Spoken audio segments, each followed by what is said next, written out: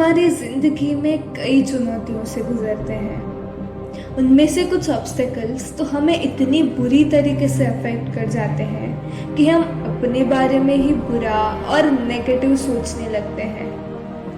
हम हार मान लेते हैं और ऐसा करने से फ्यूचर में आने वाली सिचुएशंस को हम खुले दिमाग से नहीं देख पाएंगे। हम बस कहेंगे कि मुझसे नहीं होगा और छोड़ देंगे।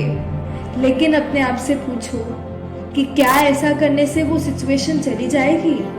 क्या हार मान लेना ही सोल्यूशन है?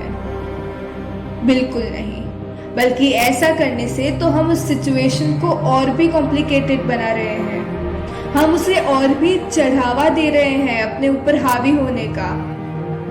बट नाउ इट्स ओके, ज्यादा टाइम नहीं हुआ है क्योंकि बहुत सारे लोग इंक्लूडिंग मी उससे गुजर चुके हैं।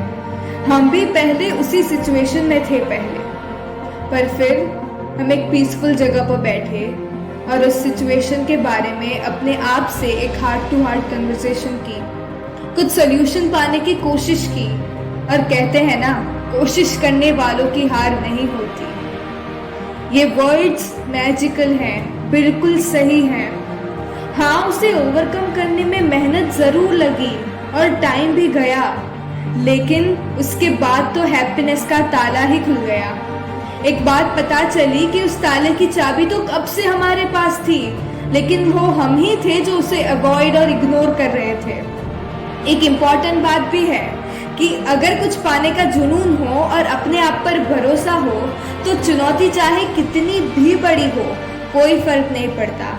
फर्क उससे पड़ता है कि हम उससे कैसे फेस करेंगे, हम उस चुनौती को कैसे करारा जवाब देंगे।